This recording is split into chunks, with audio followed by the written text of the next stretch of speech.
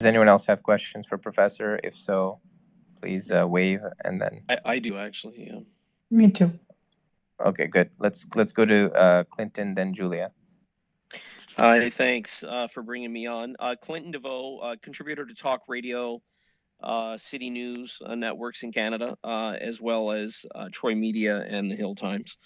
Professor, I know you've touched on this a little bit earlier in your discussions, but in the very real likelihood that Russia may in fact end up declaring bankruptcy in the coming days, and its credit rating has essentially been collapsing.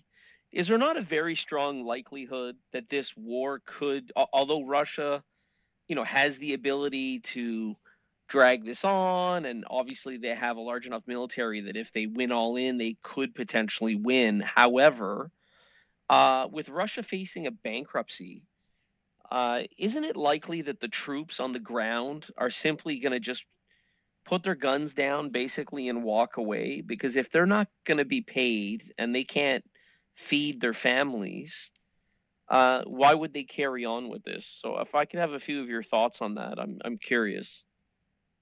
Yes, it's a good question again. We have a lot of friends that is work in Russia or visited them or married to a Russian person or something like that. So they say Russians have a lot of patience for poverty and kind of suffering, Russian population.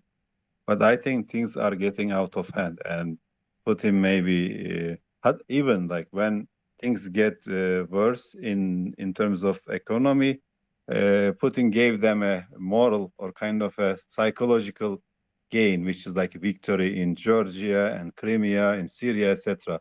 So they would trading pride with poverty or suffering in a way. This interesting psychology. I'm a sociologist myself, and interesting thing. But they are now. I think the burden is gonna get out of hand. Afghanistan war made them very poor, destroyed the Soviet Empire because things get out of hand, with especially foreign support like today and a lot of economic sanctions. All these is gonna be a huge cost. And Russia, in 30 years, Putin didn't. Of course, he made it better than the collapse time, but didn't build on it. A lot.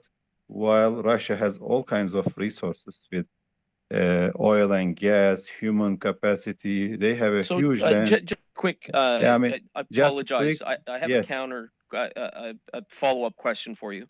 So, on your analysis that the Russian population as a whole has a history of being able to deal with patient, yes, with starvation and those kinds of things.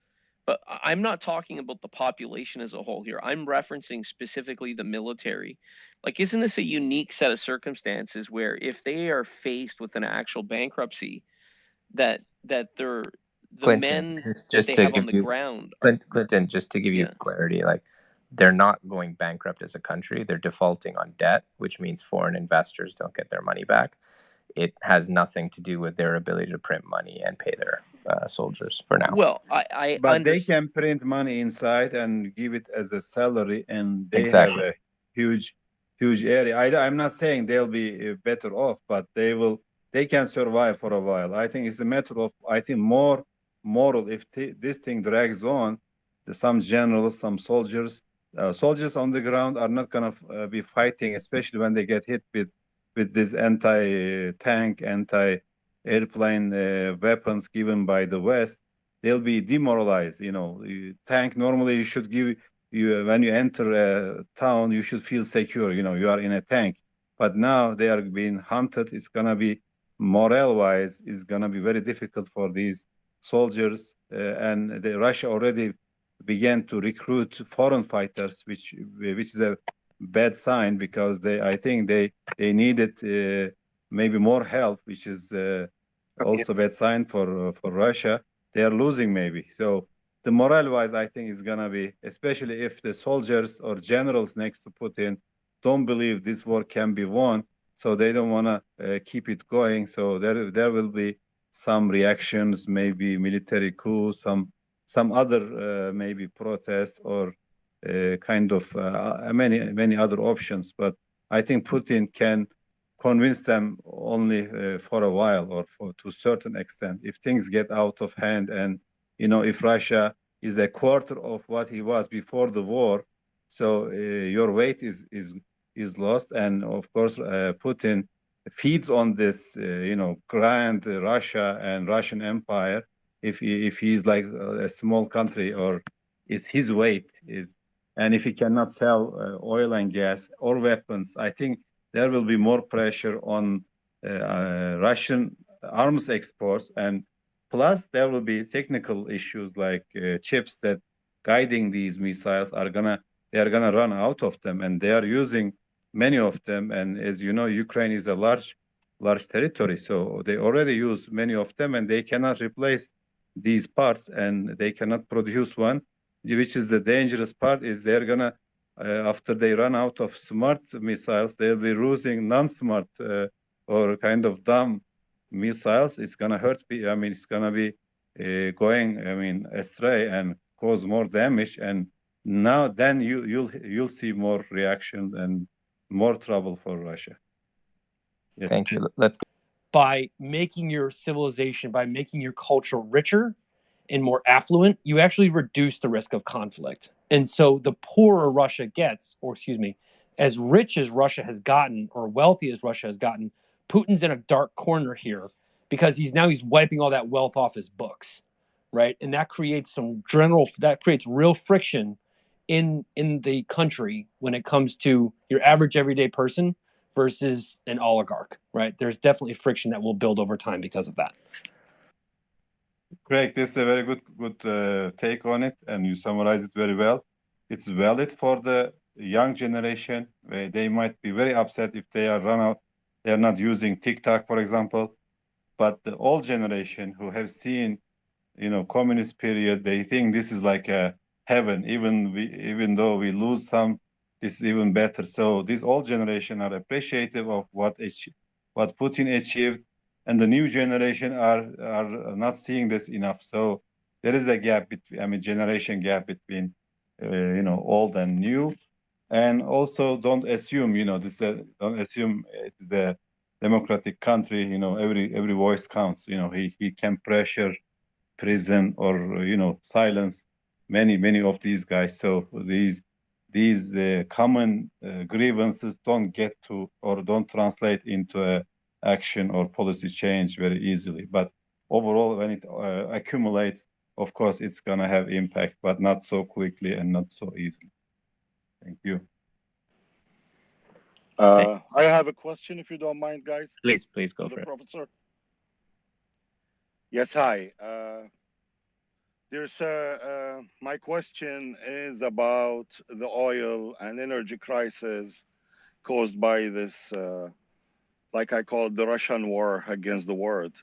And 4 days ago, what's happened in Iraq, northern Iraq, Iran hit 14 or 16 missile, hits the house of the owner and the founder of an oil company in Erbil.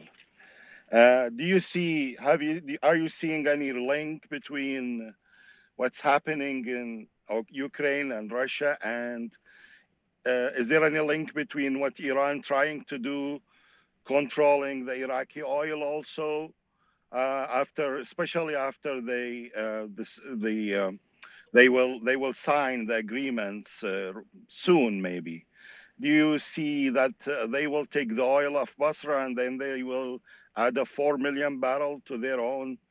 And is this with a green light from the U.S.? What do you think about that?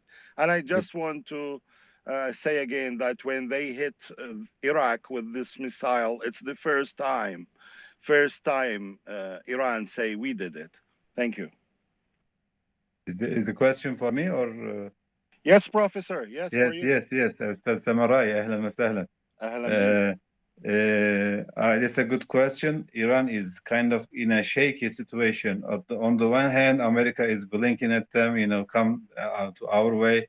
because America needs oil and gas that they're losing from embargo on Russia. They want to compensate somehow with Iran, Venezuela, maybe force Arab countries to produce more, and they are not willing to do that. And Iran is also feeling awkward between if they made a deal with Biden and when comes Trump and cancels that, they are, is it gonna be worth it or assured in a way? Russia, of course, doesn't want to lose Iran to America, to the West overall, and putting some difficulties, making it more difficult. But in the public, they say we have no problem with this sanctions on Russia is a different file than this nuclear deal. In any case, Iran is in awkward situation. There are hardliners that want to close the country to inside, and there are some wings that want to deal with the West, but more hardliners than the previous government with the Khatami government now at place in Iran. And I think it's more related to the internal politics of Iraq, where you have a now majority government first time after the American invasion may emerge with Sadr and with the Kurds and Sunni, etc., to limit Iranian influence. Plus, Iran want to give a message to the Kurds. They are offended by reducing Iranian role in or the threat of this happening in Iraq. Secondly, Iraq also, is gonna be a target of this competition. Plus, Iran is gonna lose if Russia loses, and all the Russian allies in the region also is gonna lose. So Iran feeling uncomfortable, and they like to pressure on the small one to give a message for the bigger countries like America or Turkey or Israel, whatever. But Iran is attacking different countries and like different Arab countries and even the Kurds and or Azerbaijan. I think they are saying, they are fighting Israel, and they're not fighting Israel. They are just saying that they are fighting, Arabs in Yemen, in Iraq, in Syria, whatever. But this is the allegory or symbolism they are using very often. Long answer. Thank you. Thank you, sir. Thank you. Saad, do you have another question? Be concise. Just Mr. Saad, and I just try to translate what Mr. Saad asking you. He was asking about the relation between the Iranian government, or especially with Khamenei and Haras Saudi, and the Biden government, or all the department and USA. This deep relation, as he said, now is absolutely very clear. What do you think about that? It's just his question. I am translating. Okay, thank you. And I think Obama, as Biden, his vice president, and also mastermind, because Obama didn't know much about foreign policy, and many of these ideas were coming from Biden. And I think he has an obsession with Iran and to gain Iran on the American side. And because of that, Obama kind of bothered Arabs, bothered Israel, bothered Turkey, and gave up on 3 traditional allies and made a deal with Iran. I think this is also surfacing again in the nuclear deal, and especially with the urgency of providing alternative oil sources is becoming more obvious. And I think there is a relations between them. And I know there are many Iranians, not necessarily, Islamic oriented, but many Iranians working in the Democratic Biden cabinet or administration. They want to force for normalization, etc. And I think there is this is going to happen also soon, and it's going to impact the balance of powers and these relations in the Middle East. And I think that Iran also wants some strategic compromises or kind of gifts or understanding for itself in the region. Would be in Iraq, would be in Syria, would be in in Lebanon or Israel, whatever, or in Yemen. I mean, Trump declared Houthis as a terror group. Biden canceled that, for example, and there is an understanding between the two sides. I don't know where it's gonna go, and this fighting. I mean, they have to decide soon, because this fighting, when they drag, it's gonna be more polarization. It's gonna be more difficult in the long run. So I think they're gonna decide soon on whether they're gonna make peace with Iran or continue in the same old antagonistic conflictual line. Yes, thank you. Thank you. Simon? Or you were. Yes, I wasn't thank you. first, but